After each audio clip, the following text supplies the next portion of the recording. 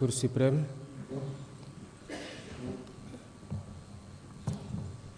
Monsieur le Président de l'Assemblée nationale, Monsieur le Premier ministre, Madame le ministre de la Justice, garde des Sceaux, vice-présidente du Conseil supérieur de la magistrature, Madame le vice-président du Conseil constitutionnel, président par intérim du Conseil, Mesdames, Messieurs les membres du gouvernement, Monsieur le Premier président de la Cour suprême, Monsieur le procureur général près la dite Cour, Monsieur le Premier président de la Cour des comptes, Monsieur le procureur général près la dite Cour, honorables députés, Monsieur le médiateur de la République, Monsieur le président de la Commission électorale nationale autonome, Monsieur le président du Conseil national de régulation de l'audiovisuel, Excellences, Mesdames, Messieurs les ambassadeurs et chefs de mission diplomatique, Messieurs les officiers généraux, Mesdames, Messieurs les anciens chefs de la juridiction suprême, Mesdames, Messieurs les recteurs, doyens et professeurs d'université, Monsieur le bâtonnier de l'Ordre des avocats, Mesdames, Messieurs les magistrats, Mesdames, Messieurs les avocats, Mesdames, Messieurs les présidents des ordres professionnels, Mesdames, Messieurs les administrateurs des greffes et greffiers, Mesdames, Messieurs les autorités administratives et territoriales, autorités religieuses et coutumières, Mesdames, Messieurs, en vos rangs, grades et qualités, honorables invités. C'est avec un plaisir renouvelé que je préside pour la deuxième fois depuis mon accession à la magistrature suprême la cérémonie officielle de rentrée des cours et tribunaux. Loin d'être un rituel institutionnel inscrit dans la chronologie républicaine, elle est un moment fort de communion, de réflexion et d'introspection avec les acteurs de la justice. Celle de l'année 2026 intervient à un tournant décisif où l'on scrute les horizons possibles de la consolidation de notre démocratie, du renforcement de nos institutions judiciaires, de l'ancrage de l'indépendance de la justice et de la modernisation de celle-ci. Le peuple attentif et impatient vous jauge, s'interroge, doute et critique. C'est là son droit le plus absolu, puisque la justice est rendue en son nom et qu'elle lui appartient en dernier ressort. Notre responsabilité collective est donc de rassurer, d'expliquer, de convaincre, de dire clairement où nous en sommes, ce que nous voulons transformer et comment nous entendons corriger les insuffisances, combler les retards et répondre en profondeur aux attentes légitimes des populations. Refonder la justice n'est pas une option.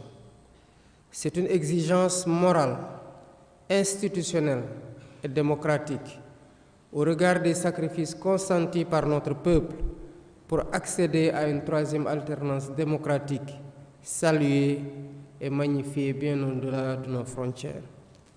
Cette entreprise d'évaluation et de réforme prospective a été entamée dès les premiers jours de mon mandat par les assises de la justice qui ont abouti à des recommandations phares dont le processus de mise en œuvre est déjà amorcé. Ces réformes sont nombreuses. Toutefois, elles ont toutes pour dénominateur commun le respect du contrat de gouvernance confié par le peuple pour consolider durablement l'état de droit.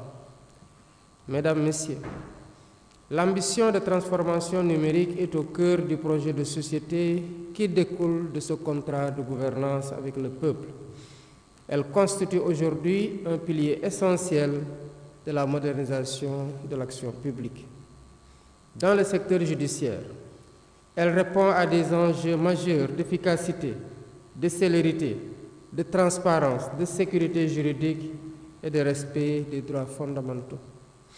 Le juge, garant des libertés et pilier de l'état de droit, se trouve désormais au cœur d'un environnement numérique en constante évolution, marquée par la dématérialisation des procédures, la gestion électronique de l'information judiciaire et l'émergence de nouveaux outils technologiques d'aide au pilotage et à la décision. C'est dans ce contexte que le thème de cette rentrée solennelle, le juge face aux défis du numérique, a été retenu. Il met en lumière l'un des défis majeurs du XXIe siècle, caractérisé par l'essor fulgurant des technologies de l'information et de la communication, désormais amplifié par l'irruption de l'intelligence artificielle. Cette révolution technologique transforme profondément nos institutions, nos méthodes de travail, nos cultures professionnelles et nos rapports sociaux. Le juge, en tant qu'acteur central de la justice, ne saurait s'en abstraire. Son office, son rôle, ses pratiques en subissent déjà et continueront d'en subir les effets. En effet, l'Internet, les courriels, les messageries instantanées, les moteurs de recherche, l'archivage électronique, les scanners sont devenus de moyens courants de communication et de travail indispensables pour le juge. Dès lors, une question fondamentale se pose. Le tout numérique peut-il s'accorder avec les exigences cardinales de l'acte de juger? L'indépendance, l'impartialité, la réserve, la loyauté, le secret des délibérations, la probité, la dignité. Mesdames, Messieurs, cette interrogation en appelle d'autres. Le numérique garantit-il suffisamment l'indépendance du juge face aux risques de manipulation, de cyberattaques, d'espionnage, de piratage, d'infection par des virus ou de fraude numérique? En outre, le récit d'un défaut de maîtrise quant à la traçabilité des infractions commises à travers le net pose la problématique de l'efficacité de la lutte contre la cybercriminalité, laquelle exige des connaissances avérées du droit numérique et des outils numériques. La réponse à ces défis réside dans la capacité du système judiciaire à adapter les curricula de formation, à revisiter les référentiels éthiques et déontologiques, à renforcer la culture de la sécurité numérique et à s'approprier pleinement les outils technologiques. Il s'agit en définitive de bâtir une justice moderne, robuste et proactive, capable de contenir, d'anticiper et de juguler les risques inhérents aux technologies de l'information et de la communication. Mesdames, Messieurs, le juge Guissé a soutenu avec pertinence que la justice, par le biais de l'office du juge, et tout le processus décisionnel qui conduit à l'obtention de titres exécutoires peut s'approprier les outils du numérique comme support fécondant. Il ne s'agit pas pour autant, selon lui, d'en faire des succédanés du juge au point d'ériger en maxime la justice prédictive. En tout état de cause, et les différents intervenants lors de cette audience l'ont souligné, avec raison, le numérique pourra juguler durablement les sérieux défis auxquels les juges sont confrontés, à savoir la maîtrise du temps du procès pour rendre leurs décisions dans des délais raisonnables. Il est également question, après que les décisions judiciaires soient rendues, de pouvoir les conserver pour ne pas devoir rejuger à cause des défectuosités dans la conservation. À titre illustratif, le contentieux de l'état civil est chronophage et budgétivore, du fait d'un traitement non informatisé et d'un défaut d'archivage électronique entraînant des audiences foraines à répétition, des registres d'état civil détériorés ou perdus, sans occulter les fraudes et les manipulations, ce qui conduit à des procédures d'annulation ou de rectification. Sous ce rapport, le renforcement de la protection des données de l'état civil par le développement de supports numériques pourrait être une bonne panacée et fiabiliser davantage notre état civil. Mesdames, Messieurs, l'informatisation à travers les différentes chaînes judiciaires pourrait faciliter l'office du juge, sécuriser et fluidifier durablement le processus décisionnel. Elle est à la base d'une bonne dématérialisation, aboutissant à un recueil et une conservation numérique des données statistiques, une accessibilité plus grande dans la consultation de la jurisprudence, une élaboration plus commode des pièces d'exécution des peines et une disponibilité plus rapide des décisions de justice. Les expériences positives d'usage du numérique au niveau des différentes juridictions, Cour suprême, tribunaux de grande instance de Kaolack, Thiès, Pikine Guédiawaye et Dakar, tribunal de commerce hors classe de Dakar, dont certaines ont été évoquées par le premier président de la Cour suprême, le procureur général près la Cour, dite Cour et le juge Guissé, méritent d'être évaluées, consolidées et partagées le cas échéant. Dans une perspective plus large, le ministère de la Justice envisage de déployer une architecture numérique cohérente dont la pierre angulaire est la plateforme e-justice, assurant la dématérialisation intégrale des procédures civiles et pénales, tout en mettant à la disposition des magistrats des outils performants de suivi et de traçabilité.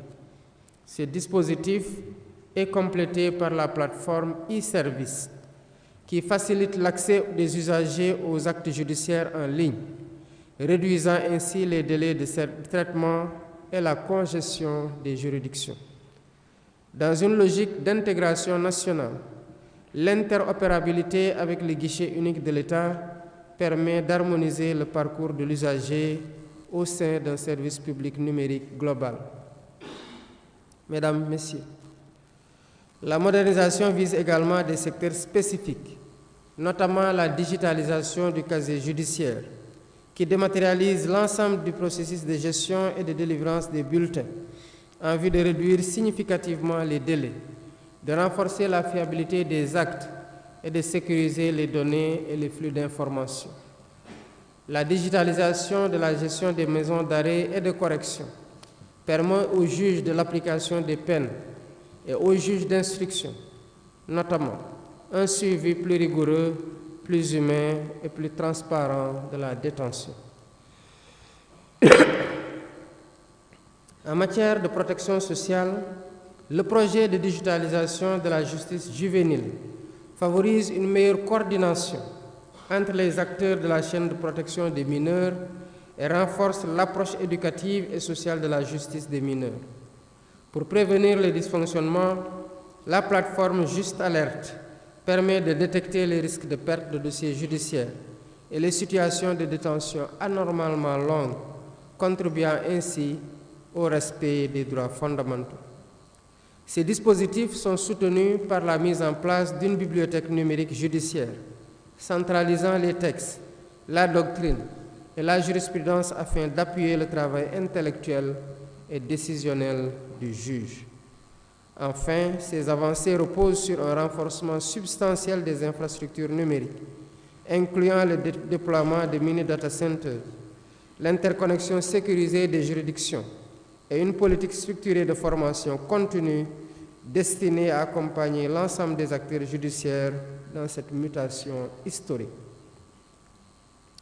Mesdames, Messieurs, à travers l'agenda 2050, le New Deal technologique, les assises de la justice, la lettre de politique sectorielle du ministère de la Justice, je réitère mon engagement ferme de mettre en place une justice moderne et performante qui passe nécessairement par l'appropriation de tous les outils du numérique, non seulement par le juge, mais également par tous les acteurs de la justice. Cela est d'autant plus impérieux que nous vivons dans un monde interconnecté qui nous impose son rythme. Tous les États, les institutions ainsi que leur administration qui refusent de s'y plier seront laissés inéluctablement en rade et risquent par conséquent d'être rapidement submergés et dépassés. Par ailleurs, il faut relever que dans l'entreprise de modernisation de la justice, le juge n'agit pas seul. Il intervient dans une chaîne de plusieurs acteurs qui lui permet de rendre son office conformément à la loi et aux attentes des usagers. Dans ce cadre, l'usage optimal du numérique est subordonné à d'autres facteurs que sont des palais de justice adaptés aux réalités du numérique, une connectivité sécurisée et continue et des machines adaptées et sécurisées. Il est donc urgent d'accélérer la mise en œuvre du schéma directeur de l'usage du numérique dans la justice pour bien prendre en compte tous ces facteurs. Sinon, de graves dangers et attaques malveillantes peuvent entraver dangereusement l'office du juge. Conscient de la place et du rôle du juge dans la stabilisation et la sécurisation de la paix sociale, de l'économie et de la préservation de nos institutions, je me suis résolument engagé, en tant que président du Conseil supérieur de la magistrature et garant de l'indépendance de la justice, à prendre les mesures appropriées pour que le juge puisse rendre ses décisions dans des délais raisonnables, en toute indépendance et en toute impartialité.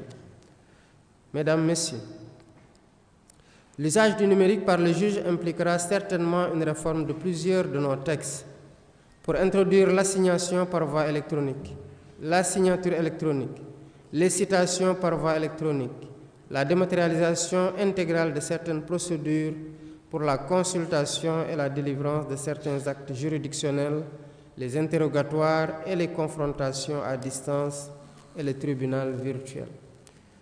Au demeurant, il s'agirait là de la concrétisation d'une recommandation des assises qui préconisait l'amorce et l'accélération de la transition numérique de la justice. L'ambition de l'État est de garantir une justice numérique, souveraine, sécurisée et inclusive, dans laquelle l'innovation technologique constitue un levier d'amélioration de l'accessibilité, de l'équité et de l'efficacité du système judiciaire. En plaçant le juge au centre de cette transformation, je réaffirme que le numérique et l'intelligence artificielle ne sauraient porter atteinte à l'indépendance et à l'impartialité de la justice, mais doivent au contraire en être les garants et les protecteurs. Le numérique représente donc à la fois un défi majeur et une opportunité historique pour le juge. À travers les projets structurants engagés, le ministère de la Justice s'inscrit dans une dynamique de modernisation maîtrisée, plaçant le juge au cœur de la transformation tout en préservant l'essence, la noblesse et l'autorité de la fonction juridictionnelle. En félicitant les différents intervenants pour la qualité de leur discours et la pertinence de leur analyse, il ne me reste plus qu'à souhaiter une bonne et heureuse année 2026 à tous les membres de la compagnie judiciaire ainsi qu'à leurs familles. Je déclare ouverte l'année judiciaire 2026 et vous remercie de votre attention. L'audience est levée.